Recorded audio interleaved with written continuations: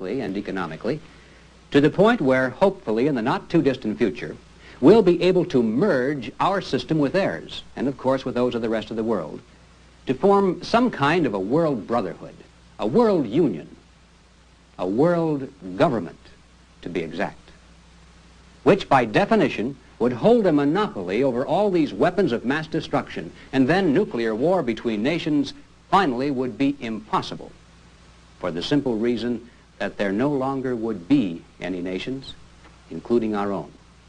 There would remain only a group of disarmed political subdivisions of an all-powerful world government. Of course, the grand designers scoff at the suggestion that such a concentration of power in one place might ideally be suited for a total consolidation of control into the hands of a small group of power-hungry world politicians.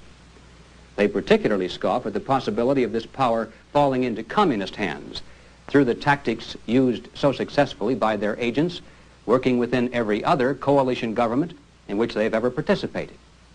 We're assured that since this would be a world coalition government, for that reason the communists wouldn't try to seize power, they'd be content merely to share in it.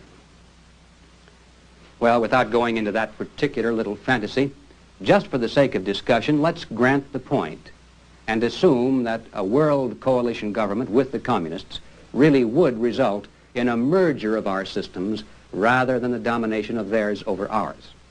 What then? Well, first of all, we would have to be willing to give up certain things that we would rather retain, such as our sovereignty and our independence. In other words, we must be willing to abide by the political dictates of the majority of other nations. One man, one vote in a world democracy.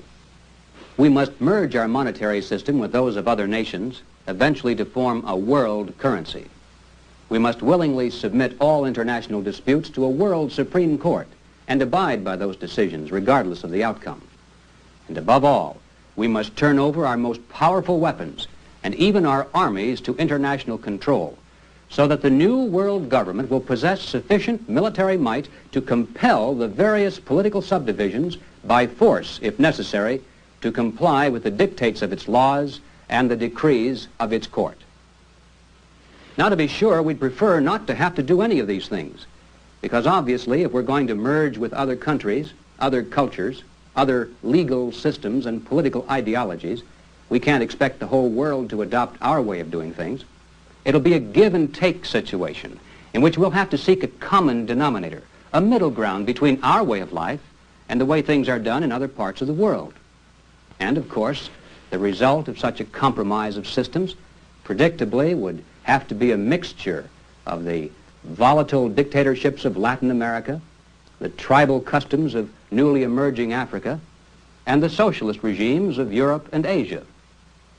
Add to this concoction the necessity to absorb the doctrines and methods of communist regimes, and it's rather obvious that we're just going to have to give up certain cherished traditions and customs and learn to adjust to a way of life substantially different from that which we inherited. But it won't be so bad. We'll get used to it, and future generations won't know the difference. Besides, we really don't have any choice in the matter. It's that or the bomb. So let's get on with the job of putting an end to our own nationhood as it has been historically defined. Now, ladies and gentlemen, the men who have formulated this grand design consider themselves to be part of the intellectual elite. In other words, in their opinion, they're just a little smarter than the rest of us. They feel that the average American doesn't quite have the intelligence or the aptitude to understand the wisdom of their grand design. As a matter of fact, they're rather worried that if enough of the American people suddenly discovered what was really going on, they might get out of hand and insist on their leaders doing something silly, like winning for a change.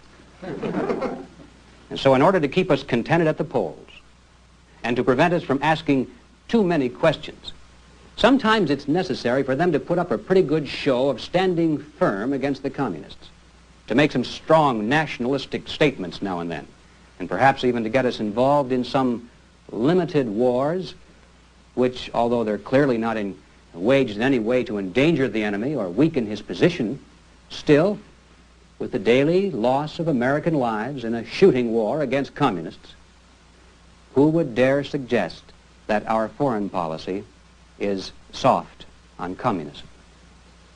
And in this way, the grand designers are confident that the American people will remain satisfied that their leaders are really standing firm and doing all that is humanly possible.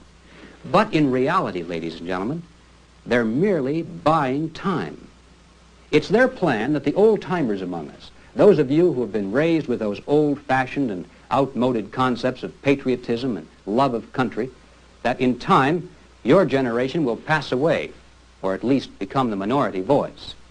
And at the same time, they're catching the younger generations coming up through the high schools and the colleges, like they caught me. And the grand designers are confident that in just a few more years, especially if they can lower the voting age, the political majority of the American people can be conditioned to accept the total abandonment of our national sovereignty. Well, now I realize that for those of you who have never before heard the grand design spelled out in detail like this, it's almost impossible to believe that it's real. And there may be some of you who are wondering if perhaps I just haven't dreamed up all this. So let's turn now to the actual words and the documents of those men who not only fully endorse the grand design, but those who have been instrumental in creating it in the first place and who helped to put it into action. Now I'm going to try not to bore you with a lot of long quotations, but in order to give you some idea of just how real and consistent this grand design is, I think it's necessary to offer concrete examples from a broad spectrum of American leadership and over a wide time span.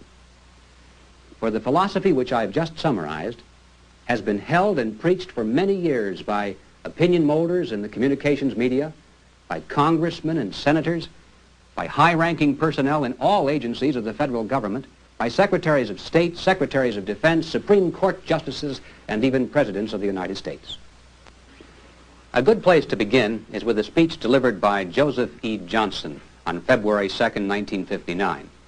Mr. Johnson, as you may recall, formerly was the #1 man in charge of our State Department Policy Planning Division. But at the time of these remarks, he was president of the Carnegie Endowment Fund for International Peace, one of the many tax-exempt foundations that altogether spend each year millions of dollars just to promote the grand design. Now, speaking at a luncheon in New York, Joseph E. Johnson said, and this is a direct quote, "From now on, every decision facing the United States in this foreign policy field must be taken in light of the fact that a good part of the country could be destroyed. We must be prepared to fight limited wars, limited as to weapons and as to goals, to stabilize the situation temporarily, tide things over. But victory is no longer possible." Well, moving from the State Department now to the Defense Department and to the Pentagon, we come across this article syndicated by the Associated Press on February 4th, 1968, entitled "Robert S. McNamara, Reflections After 7 Years on the Hot Seat." And I think you'll find most revealing this direct quote from our former Secretary of Defense. "It became clear that we couldn't win a strategic nuclear war. The concept of massive retaliation was ruled out. Then it was necessary to educate the public and the Congress that we couldn't win a strategic nuclear war. We said it in different ways over a period of time. I consider getting that concept across our greatest single accomplishment." Well, in the transcript of the hearings before the Senate Armed Services Committee on February 25th, 1966, again we find McNamara testifying, this time officially as our Secretary of Defense. And he said, "To declare war in Vietnam would add a new psychological element to the international situation, since in this century, declarations of war have come to imply dedication to the total destruction of the enemy. It would increase the danger of misunderstanding our true objectives." The August 2nd, 1961 issue of the Congressional Record contains a statement by Senator J.W. Fulbright, chairman of the Senate Foreign Relations Committee, and, of course, a longtime exponent of the grand design. Here is what Fulbright said. In the long run, it is quite possible that the principal problem of leadership will be to restrain the desire of the people of America to hit the communists with everything we've got, particularly if there are more Cubas. Well, returning to the State Department, we find that by 1962, the man who was then running the Foreign Policy Planning Division was Walt Rostow, President Kennedy's special advisor on foreign affairs. In a report to the President entitled Basic National Security, Rostow stated, "Rising tensions or pleas of the American public must be ignored in any crisis with Russia. The temptation must be avoided to degrade or embarrass the Soviets